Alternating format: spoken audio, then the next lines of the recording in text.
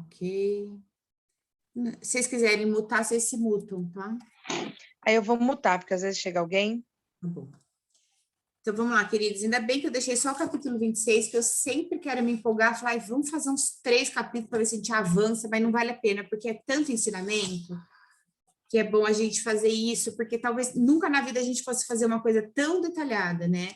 A gente sempre vai conhecendo a Bíblia inteira, mas pegando, assim, as histórias meio que no todo, pegando versículos, né? Que eu tenho feito também de manhã, daquele livrinho que eu mando a foto, ele tem sempre um versículo em destaque, mas antes ele tem qual a leitura bíblica que eles tiraram aquele exemplo, né? Aí eu estou lendo sempre o que ele manda inteiro, que isso aumenta também o nosso tempo de leitura, né? Então, nós vamos ler o capítulo 26 de Gênesis, nós estamos aqui na parte, lembra que nasceu Esaú e Jacó, que foi no 25, deixa eu desligar meu WhatsApp aqui para ele não ficar fazendo barulho.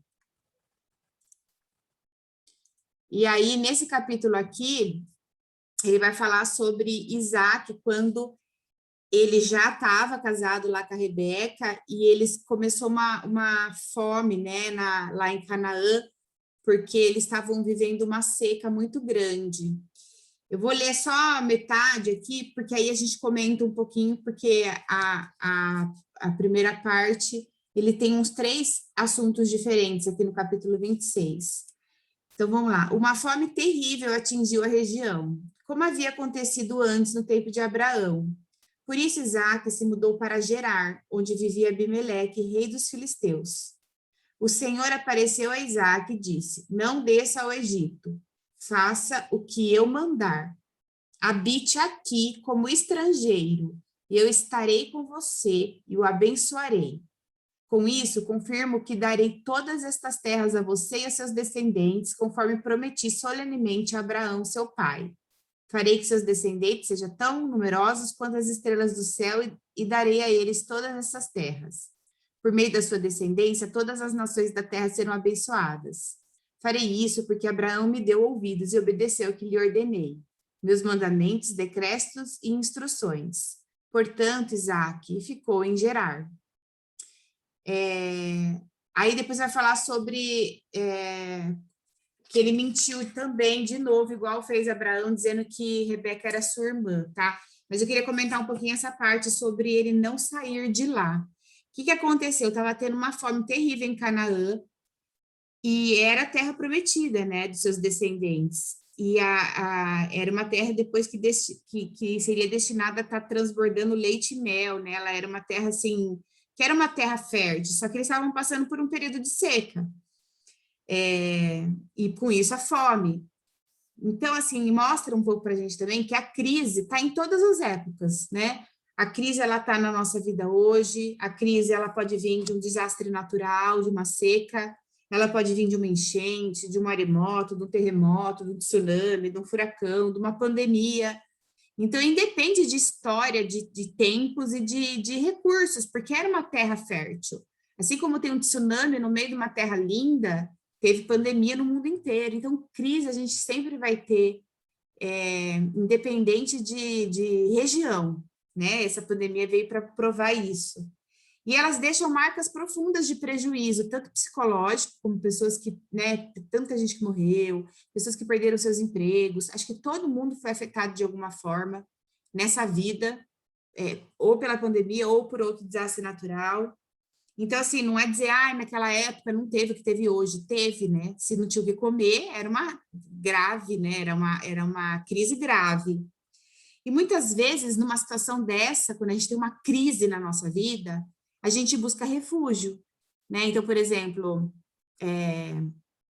a gente pensa em mudar ou de emprego, ou de cidade, ou de país.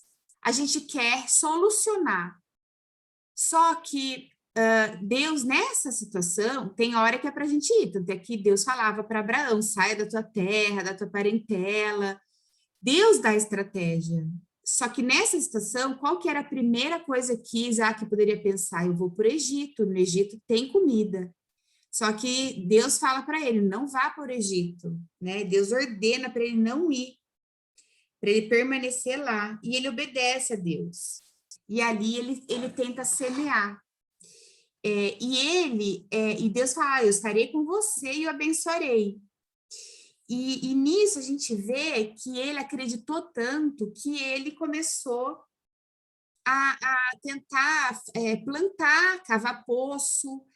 Então, a gente vê que mesmo numa situação de fome, ele conseguiu progredir, porque ele conseguiu abrir poço, né? Ele cavou poço e achou água. Apesar do medo dos homens da cidade, ele conseguiu depois fazer um pacto, a gente vê nesse mesmo capítulo.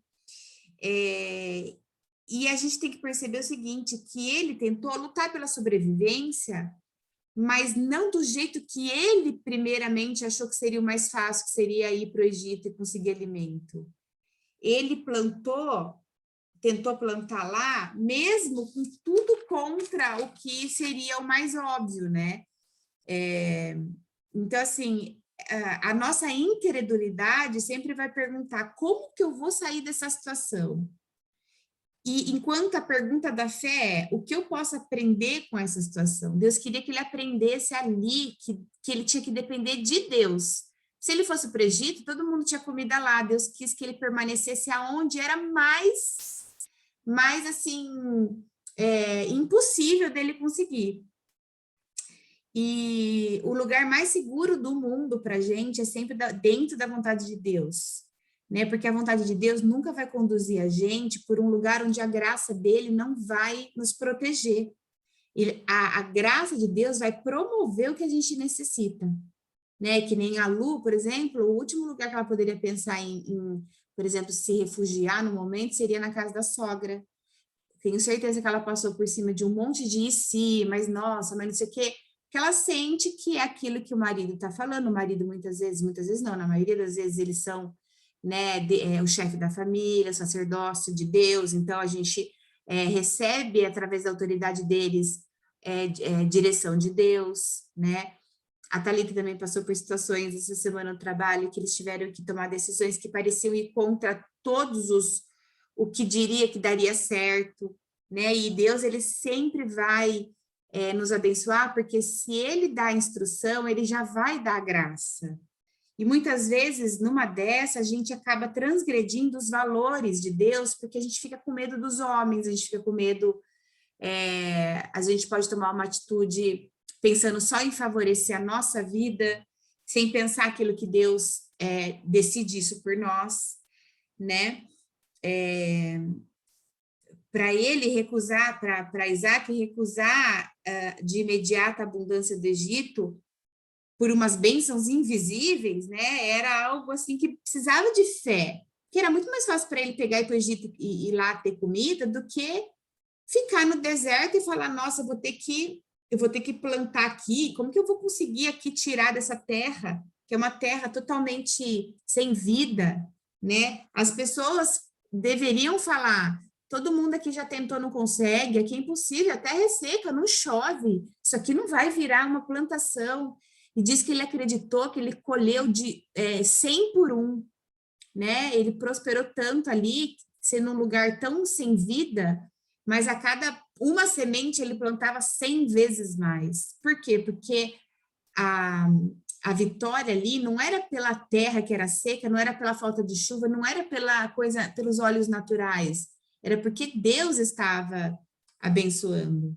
Quando a gente decide fazer as coisas por Deus, pelas coisas que a gente acha que Deus quer que a gente faça, ele é quem vai lutar as nossas lutas, ele é que vai gerar, né, que vai nos proporcionar a nossa colheita, né? Então, na crise é tempo da gente ser orientado pela promessa de Deus, não pelos nossos prognósticos pessimistas, né? Deixa eu ver o que mais que eu anotei aqui. Diz que ele teve 4 pontos principais ali.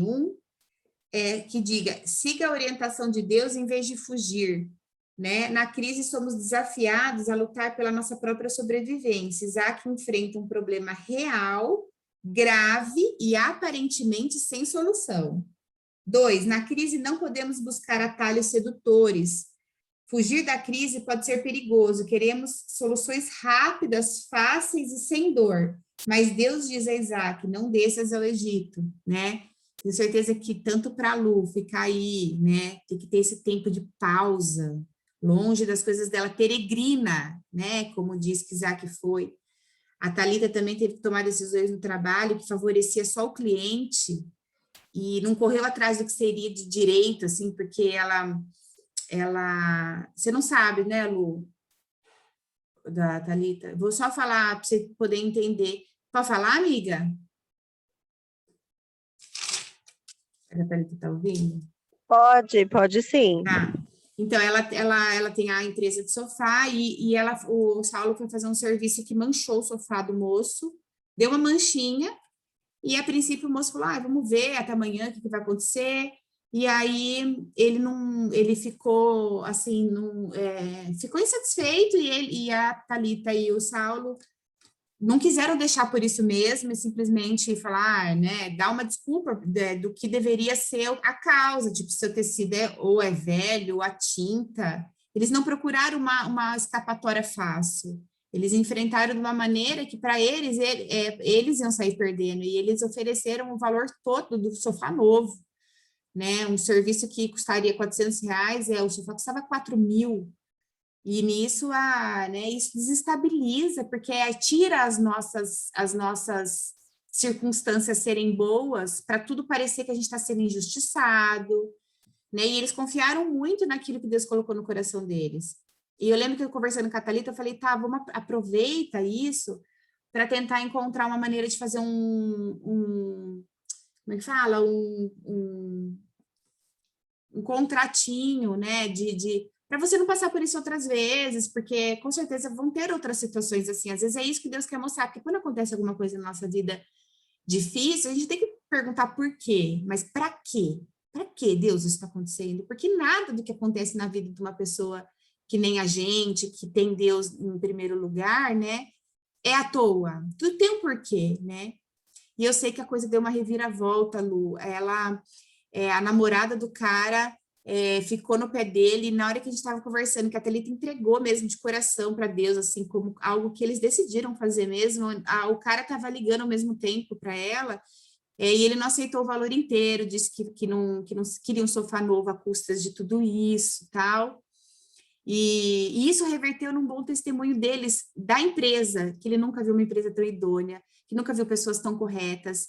E aí, depois ainda dessa história, a namorada dele mandou uma mensagem para a Thalita dizendo que ela era advogada e que ela sugeria de ajudar a fazer um contrato para eles não passarem por isso em outras situações.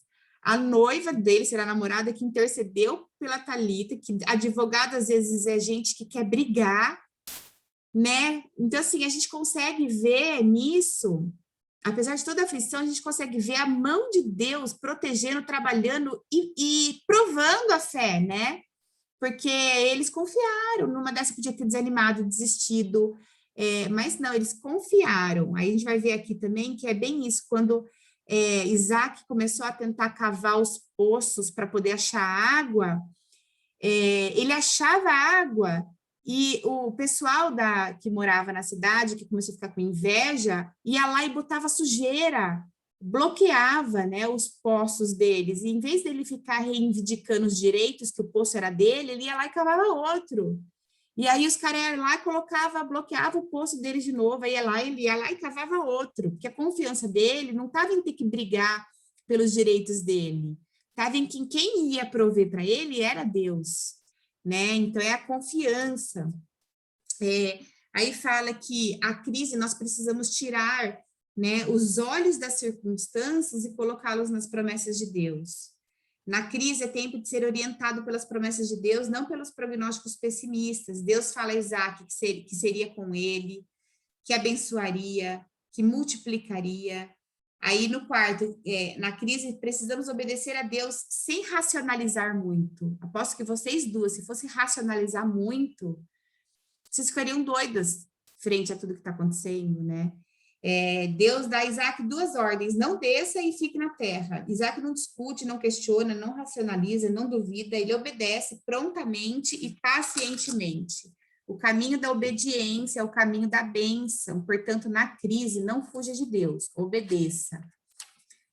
Aí fala que ele fez do ordinário algo extraordinário, né?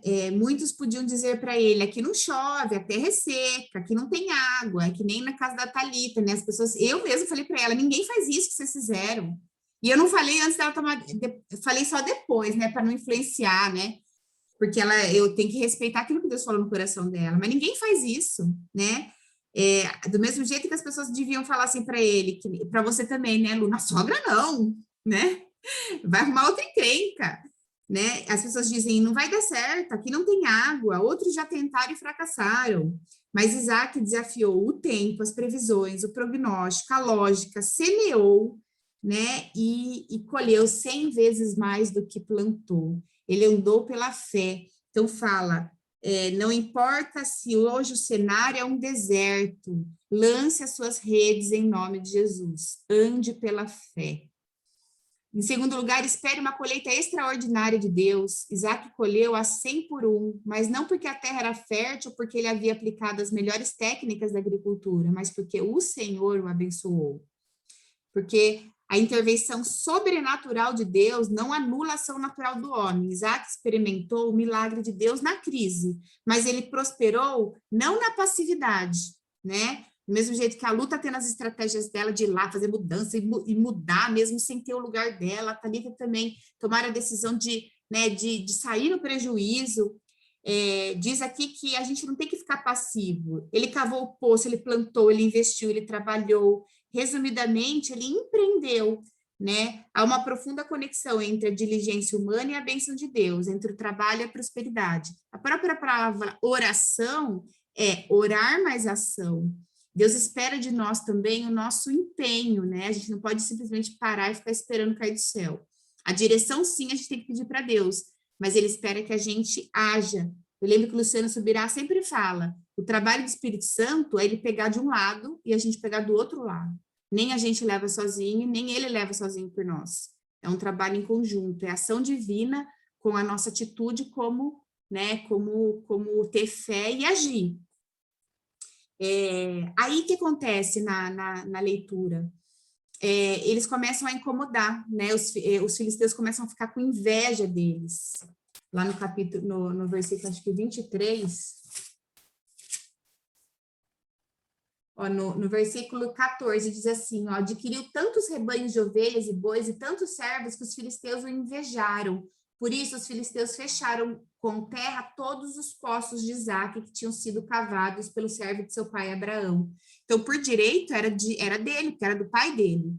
Só que ele começou a incomodar, né? Então, o nosso crescimento vai incomodar as pessoas, né? As pessoas à sua volta não se alegrarão com o seu sucesso, pois é mais fácil chorar com os que choram do que alegrar-se com os que se alegram. Isaac tinha controle de seus sentimentos e a sua paz de espírito era melhor do que a riqueza, que eu vejo que acontece com vocês. A Thalita, apesar dela estar saindo em prejuízo, ela estava em paz. A Lu, apesar de eles estarem abdicando da vida deles por conta de ter que cumprir com coisas muitas vezes injustas só porque está na lei, né? Poderia deixar vocês com uma sensação de injustiça, mas a gente sabe que a gente serve um Deus justo, e não importa o que um juiz, um advogado, o que seja, né? Aquele que espera no Senhor jamais ficará decepcionado. Às vezes ele usa isso como estratégia para já ir mexer no coração das pessoas, como aconteceu com a Thalita. O fato dela oferecer o valor total fez o cara parar para falar: o que eu estou fazendo? Né? Então, assim, a gente tem que agir com o coração, porque Deus é justo e é nele que a gente tem que colocar as nossas expectativas. E Isaac enfrentou a inveja dos filisteus, a suspeição e a rejeição de Abimeleque, que também ele mentiu para Abimeleque, a contenda dos pastores de Gerar, que ficaram com inveja. E aí, o que ele fez? O pessoal começou a entulhar de novo os poços deles, né? Então, a gente tem que lembrar, tomar cuidado, as pessoas normalmente não se alegram quando você prospera, a inveja, a rejeição, a contenda, são tensões que você precisa enfrentar. Não é o fato da gente seguir Deus e Deus é justo que as pessoas vão ser com a gente, né? A gente não precisa resumir a nossa vida pensando que estão tratando a gente com injustiça, porque vai acontecer. A gente está num mundo que as pessoas não se importam com as outras, você vê pelo trânsito, as pessoas querem vantagem, passar na frente dos outros, né? Então, a gente não pode esperar dos outros essa justiça, mas a gente pode esperar de Deus. A gente pode descansar em Deus, que no final das... gente, meu pai, que é mais que isso, ele roubou meu nome, até hoje eu não tenho cartão de crédito, eu não posso ter conta no banco, eu nunca devi R$1 para ninguém, mas ele acabou com o meu nome, e eu sempre pensei, né, depois que eu me converti, eu pensei, essa conta, eu não vou pagar, Deus vai me livrar um por um de cada cilada que eu tô, e não é coisa barata não, na época, que já faz mais de 15 anos, era R$600 mil, eram todos os bancos, todos, não tinha um que ficava fora, e vira e mexe, eles levantam uma dívida, e aí ligam atrás, eu já tive carro com busca e apreensão, eu sempre falei, Deus vai me livrar um por um, um por um, por um. Antes eu tinha medo de atender o telefone, de ser gente querendo cobrar, não podia receber salário na conta, sabe? Teve um dia que eu fui abrir uma conta no Santander para a escola de culinária, eu falei, eu precisava tanto dessa conta para ter a maquininha. E tinha coisa no Santander. E a mulher falou, só um minutinho que eu vou dar uma verificada aqui, que aparece uma pendência. Eu falei, já era. Aí eu falei, Senhor, tá com você, tá com você. E aí ela falou, não é nada não. Aqui apareceu não sei o quê, mas não sei o que lá. E consegui abrir. É só no milagre, gente. Eu lembro que uma vez eu queria fechar, porque além de tudo ele deixou a empresa aberta e foi gerando aquela coisa de imposto, que é dívida ativa, né? E aí eu lembro que o Rodolfo falou, vai atrás para ver quanto custa para fechar. Às vezes não é tanto assim. E eu fui numa contadora, ela falou, não existe fechar uma empresa devedora. Aí eu fui embora, né? Aí eu fiquei com aquilo no coração, de repente me liga a mulher, nem sabia se ela tinha meu telefone, como que ela tinha. Ela me olha, Mônica, eu não sei, entrou uma lei que a empresa devedora pode fechar. Gente, é uma lei que Deus fez para mim, corri, fechei a empresa, depois passou uma semana, tiraram a tal da lei. Deus é aquele que ele vai fazer uma lei, ele vai abrir um mar, ele vai derrubar muro, ele faz, né? Então, a gente tem que usar até na Bíblia diz que as mãos vitoriosas de Deus, a gente tem que falar, né, Senhor, eu vou andar com mão dada, com a sua mão vitoriosa na minha vida, declarar mesmo, né? Deixa eu ver onde eu tô aqui. Isaac nos ensina que é melhor sofrer o dano do que entrar numa briga buscando os nossos direitos, que também é impossível ser verdadeiramente próspero sem saúde emocional. A paz de espírito é melhor do que as riquezas. Aí fala que ele busca novas e velhas oportunidades. Então, ele reabre poços antigos, né? Ele volta a reunir a família em torno da palavra, então fala que a gente precisa voltar em algumas coisas que a gente fazia antes.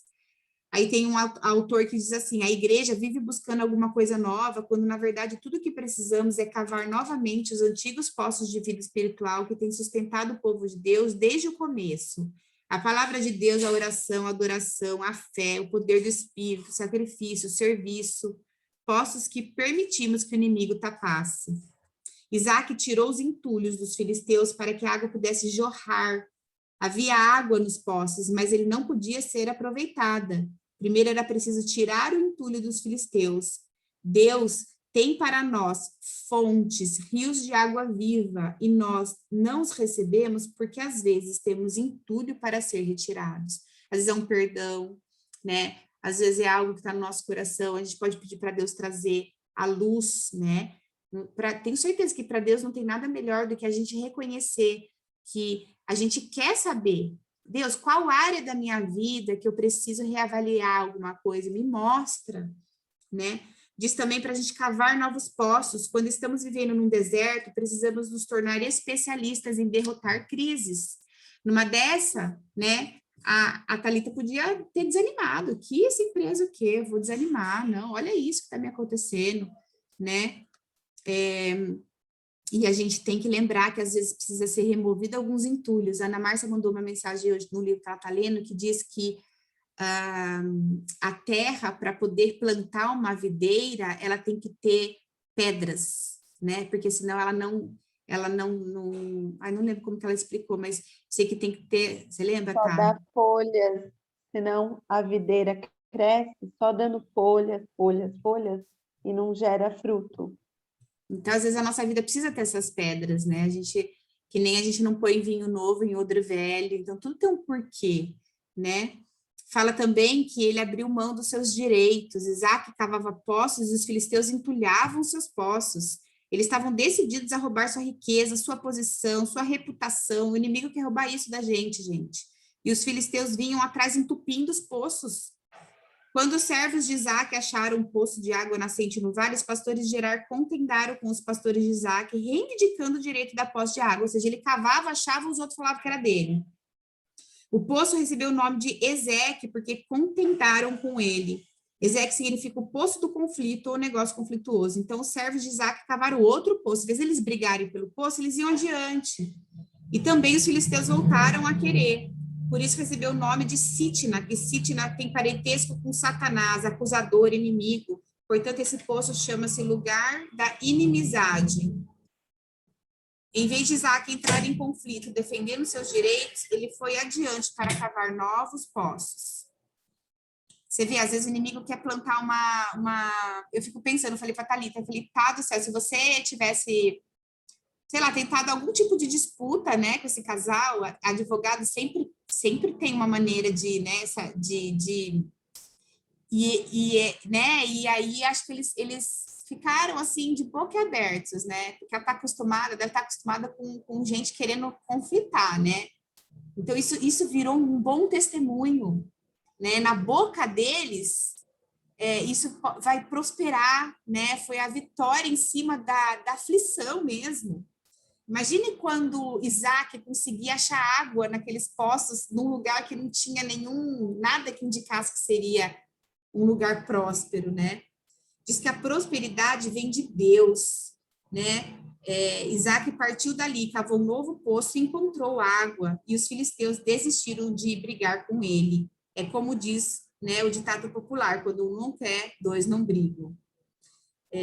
Então, nós temos que esperar as prosperidades do Senhor, não é a provisão, é o provedor, né?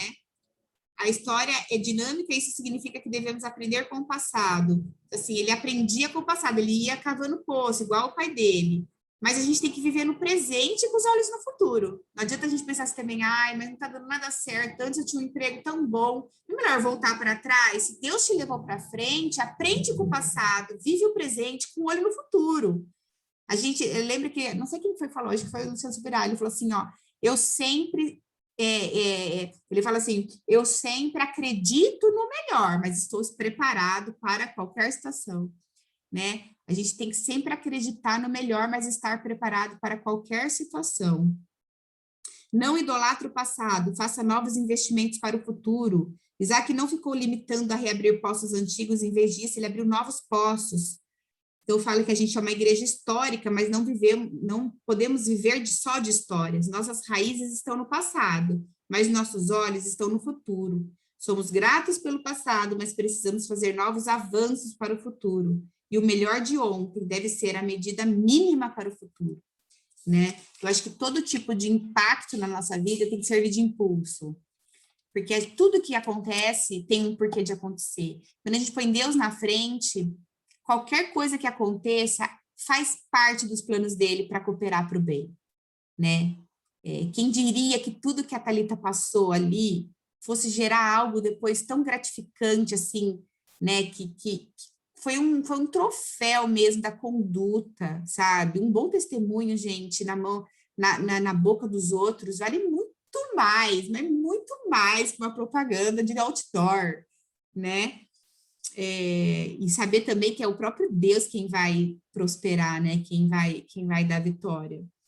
E diz também que eles sempre elevavam o altar quando ele mudava de lugar, antes mesmo de criar sua tenda. Então, Lu, já pega isso, né? Você está mudando de tenda, coloca o seu altar aí dentro, né? Levanta os seus olhos para Deus, e a gente sempre tem que, a Thalita também nesse novo trabalho, a gente tem que levantar no nosso trabalho altares para Deus, antes da gente buscar o nosso sustento, a nossa colheita, né? Então, ele levantava altares no seu trabalho, levava Deus para o seu trabalho e trazia o seu trabalho para Deus. Então, fala que aqui que as pessoas que vão, por exemplo, à igreja de domingo, a segunda-feira tem que ser tão cultica quanto o domingo. Antes de receber o seu culto, Deus precisa se deleitar com a sua vida. Se no seu escritório, no seu balcão, no seu comércio, no campo em que você levanta altares a Deus, você não tem seu culto na igreja é vazio, né? É na nossa vida cotidiana que Deus quer aparecer, não é só onde a gente vai buscar Ele para louvar Ele na igreja, é o que a Thalita fez, é mostrar que acima de tudo, de dinheiro, de segurança, de tudo, tá aquilo que eles acreditavam ser o certo. Deus honra, né? Os filisteus procuravam Isaac, aí depois o que acontece no fim? Os próprios filisteus que estavam implicando com eles vão atrás deles para tentar se reconciliar, igual aconteceu com a Thalita. Gente, eu vi isso aqui, eu falava, a Thalita, eu falava, gente do céu, né? Por quê? Porque aqui mostra que os próprios filisteus procuram eles, porque reconhecem que eles são abençoados pela conduta deles, em vez de eles brigarem por causa do poço, eles, não, tudo bem, ia lá e cavava outro. Pegou meu poço novo, ia lá cavava outro, né? Quando entregamos nossas causas nas mãos de Deus, não precisamos nos defender, pois Deus nos defende. Quando cuidamos da nossa piedade, Deus cuida da nossa reputação, né? Quando você teme a Deus, Ele reconcilia com você os seus inimigos. Viu, Lu? Essa também é para você. Abimeleque o expulsa, mas agora ele mesmo procura, porque ele reconhece que as mãos de Deus estavam sobre a vida dele. Isaac estava em paz com seus vizinhos, mas seu lar encontrava-se em pé de guerra, que coloca no finalzinho, quando fala que Esaú estava causando lá, né? Porque diz que Esaú já estava querendo chamar atenção, arrumando esposas que não eram esposas, assim, que eram da mesma linhagem, da mesma crença.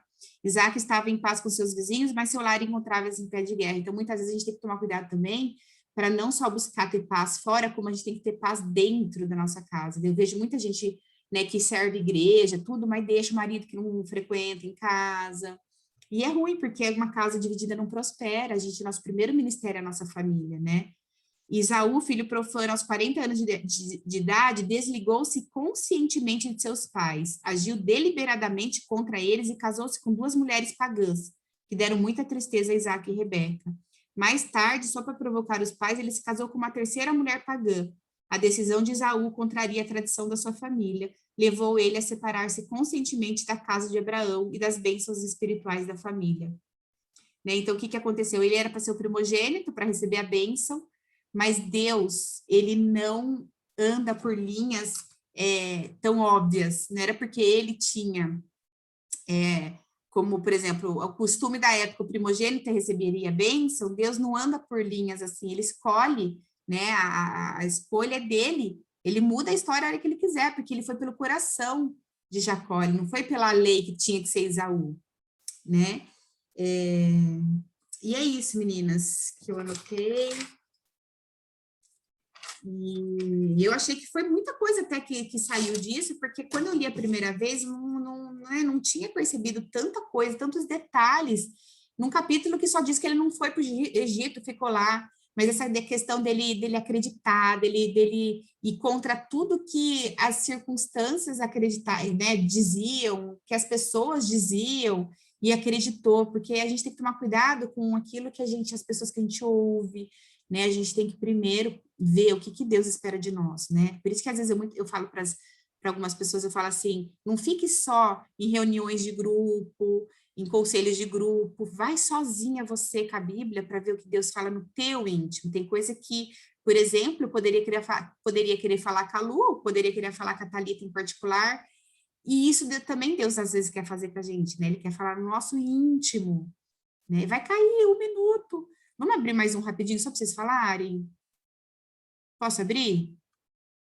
Porque eu quero ouvir vocês, porque vai cair já. Peraí, então tá, eu vou desligar aqui e vou pegar outro rapidão, tá? Só para vocês falarem alguma coisa.